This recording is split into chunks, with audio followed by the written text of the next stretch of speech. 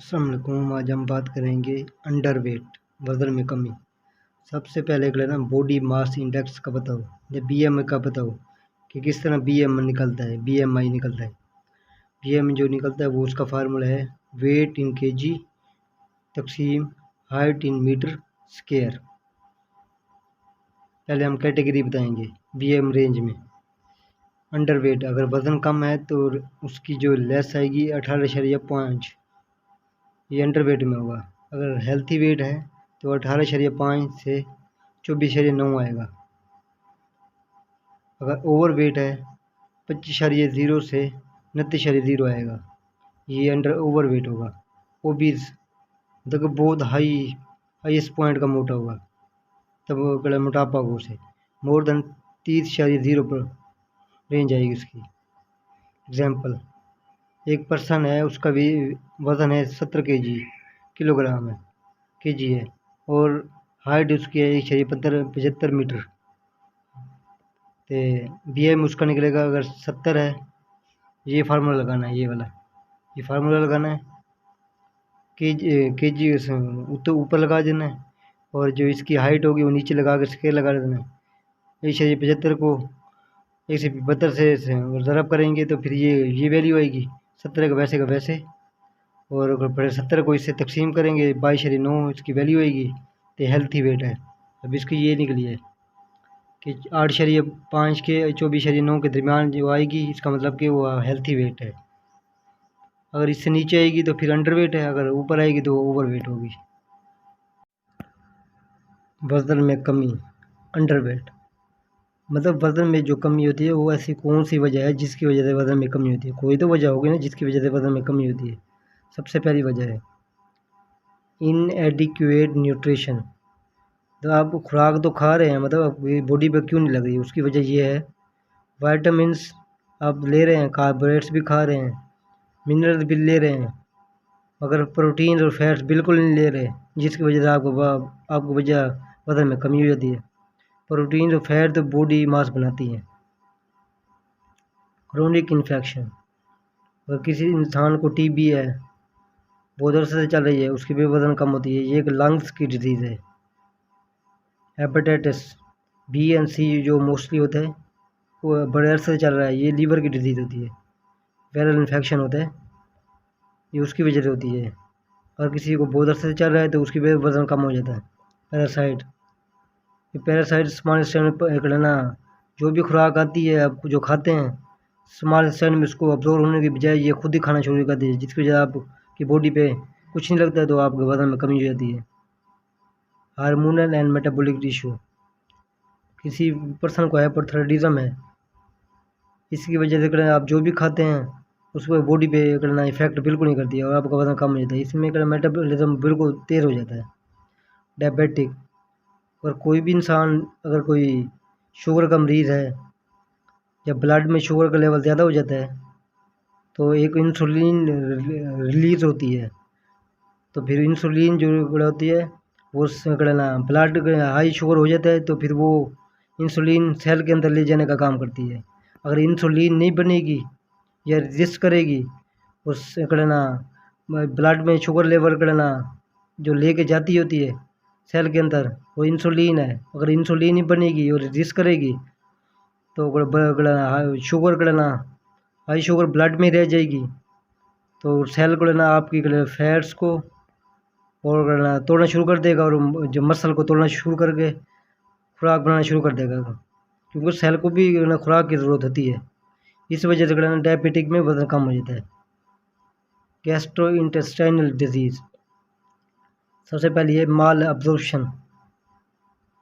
माल absorption में ये होता है कि सीलिक डिजीज़ होती है, अब जो भी खुराक खाते हैं अभी बॉडी पे नहीं लगती, उसकी वजह ये होती है इसमें न्यूट्रिएंट अब्जॉर्ब नहीं होते। ये स्मॉल में की डिजीज़ है सीलिक डिजीज़, इसमें खुराक अब्जॉर्ब नहीं होती। क्रोनिक डायरिया, किसी को लंबे अरसे से अगर कोई मोशन वगैरह लगे हुए हैं, उसकी वजह से ये वज़न में कमी होती है, क्योंकि जो आप खाते हैं वो तेज़ी के साथ आपको डायरिया के थ्रू निकल जाती है बाहर, तो पानी की कमी होती है, उसकी वजह से आपका वज़न कम हो जाता है। इरिटेबल बाउल सिंड्रोम डिजीज़, इसकी वजह से भी वज़न कम हो जाता है। किसी को भी अगर लीवर डिजीज़ है, लीवर डिजीज़ का काम होता है कि मतलब कि आप जो भी प्रोटीन की सिंथेसाइज करती है, टॉक्सिन को डिटॉक्स करती है और खुराक को स्टोर करती है। अगर लीवर डिजीज़ है तो फिर ये तीन चीज़ें नहीं करेगी तो इसके वज़न कम होगा आपका।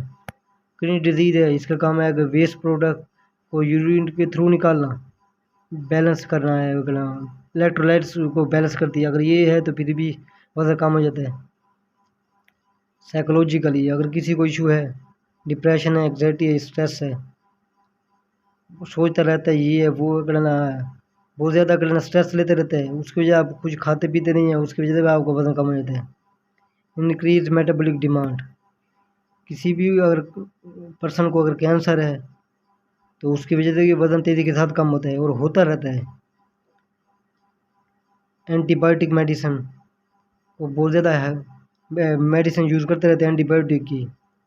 ये एंटीबायोटिक मेडिसिन ये होती है कि लॉन्ग टर्म यूज़ करने से जो गट फ्लोरा होता है, नॉर्मल फ्लोरा, उसको डिस्टर्ब कर दी है, जिसकी वजह से आप जो भी खुराक खाते हैं आपकी बॉडी पे एब्जॉर्ब नहीं करती। डायग्नोस, मतलब कि किस तरह हमें पता चलेगा कि हमें वज़न में कमी है। सबसे पहले तो हम ये चेक करेंगे सीबीसी, ये हर पर्सन को करानी चाहिए सीबीसी। ये कंप्लीट ब्लड काउंट होता है ना, इससे पता चलता है कि अनीमिया मतलब खून की कमी है या इन्फेक्शन का पता चलता है।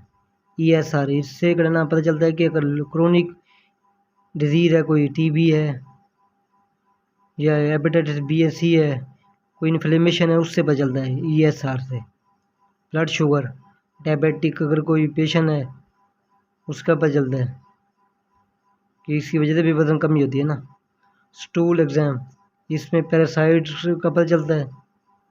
इन्फेक्शन, कोई क्रोनिक इन्फेक्शन, उससे पता चलता है कि मतलब खुराक अब्जॉर्ब होती है कि क्यों नहीं हो रही, ये स्टूल एग्ज़ाम के थ्रू पता चलता है। जो ये हाइपरथायराइडिज्म है वो TSH, T3 या T4 थायराइड फंक्शन, इससे पता चलता है। चेस्ट एक्सरे से ये पता टीबी का पता चलता है। LFT और RFT, लीवर फंक्शन टेस्ट और रीनल फंक्शन टेस्ट का पता चलता है कि सही काम कर रहे हैं या नहीं कर रहे। विटामिन टेस्ट, B12 और D, इसका भी पता चल जाता है। ये भी वज़न में कमी में पता चल जाता है। सबसे पहले करना इसका इलाज सिरप ट्राइमेटाबोल, ये वज़न में इजाफा करने का ये ट्रीटमेंट नहीं है, ये सिर्फ है सिरप ट्राइमेटाबोल, सिर्फ भूख लगने के लिए। किसी को अगर भूख नहीं लगती तो उसके लिए ये ट्राइमेटाबोल, ये वज़न बढ़ाने के लिए नहीं है। वज़न बढ़ाने की सबसे पहले ये वजह है कि आप पहले ये इसकी रूट काज देखें। अगर रूट काज पता चल जाएगी तो फिर करना आपको पता चल जाएगा कि वज़न मेरे कम क्यों हो रहा है। ये जो सिरप है ये ट्राइमेटाबोल, सिर्फ किसी को भी अगर भूख नहीं लग रही तो उसके लिए है ट्राइमेटाबोल। 2 चम्मच सुबह, 2 दोपहर, 2 शाम। या सिरप ट्रेस ओरेस फोर्ट, ये मल्टी वाइटामिन है, ये कोई वज़न बढ़ाने के लिए मेडिसिन नहीं है। सिरप वाइडालिन M, ये भी 2 चम्मच सुबह, 2 शाम। ये दोनों का ना मल्टी वाइटामिन है। ये भूख लगाने के लिए, जिसको पर्सन को भूख नहीं लगती तो फिर ये सिरप यूज़ कर ले। ये मल्टी वाइटामिन है, ये वज़न को बढ़ाने के लिए यूज़ नहीं होती। तर्ज ज़िंदगी में तब्दीली, बाकायदगी से वर्जिश करें, खाना थोड़ा थोड़ा करके खाते रहें ताकि मैदे पर दबाव ना पड़े। जूस और फ्रूट वगैरह का इस्तेमाल ज़्यादा करें। सिगरेट नोशी से बंद कर दें। काफ़ी और चाय और कोल्ड ड्रिंक का इस्तेमाल बंद कर दें। रात को देर से खाना खाने और सो जाने से परहेज़ करें और खाना खाने के 3 घंटे बाद सोएं। मिर्च, मसाले वाली और तली हुई चीज़ें मत खाएं। लाइफस्टाइल, डेली 30 मिनट वॉक करें, कि मतलब 30 मिनट डेली वॉक करनी है। बॉयल और फिल्टर, मतलब कि पानी अगर हमेशा बॉयल और फिल्टर वाला यूज़ करना है, वो भी 8 से 10 गिलास डेली। ज़्यादा भी यूज़ कर सकते हैं गर्मियों में। Avoid spicy food, pakora, samosa, दही बल्ला, बाहर की जो चीज़ें होती हैं हाई मसाले वाली चीज़ें, उनसे बचना है। स्मोकी से बचना है, अल्कोहल से बचना है, कॉफ़ी से बचना है, कॉफ़ी ज़्यादा इस्तेमाल नहीं करनी, टी चाय का इस्तेमाल नहीं करना, और फ्रूट का इस्तेमाल ज़्यादा करना है, वेजिटेबल्स सब्जियों का इस्तेमाल ज़्यादा करना है, ग्रेन दालों का इस्तेमाल ज़्यादा करना है, प्रोटीन्स अंडा हो गया, गोश्त हो गया, चिकन हो गया, फ़िश वगैरह, इनका इस्तेमाल ज़्यादा करना है। हाइजीन मेंटेन करनी है, मतलब जब आप वॉशरूम जाएं उसके बाद हमेशा ही साबुन के साथ हाथ धोएं, और जब खाना खाने वाले हमेशा साबुन धोकर खाना खाएं। सबसे पहले ये ना, अगर ये जो कमी है, ये जो ट्रीटमेंट बताया, ये ट्रीटमेंट वज़न बढ़ाने के लिए नहीं है, ये सिर्फ भूख लगाने के लिए वो मल्टीविटामिन है। थोड़ा सा सपोर्ट करेंगी, ये वज़न नहीं बढ़ाएंगी। वज़न की जैसे ही आपको ये रूट काज पता चल जाएगी, ये सब ये रूट काज हैं, काज पता चल जाएगी, जो भी आप रूट काज है उसको अगर ठीक कर लेंगे तो आपका वज़न मेंटेन हो जाएगा। और मेरी करें ना वीडियो दूसरे लोगों को भी शेयर करें, ताकि कोई दूसरे भी लोग देखें, फॉलो भी करें, ताकि करें ना ये इस तरह मैं इजी वीडियो बनाता हूँ ताकि लोगों को आसानी हो जाए कि मेरी वज़न कमी क्यों हो रही है।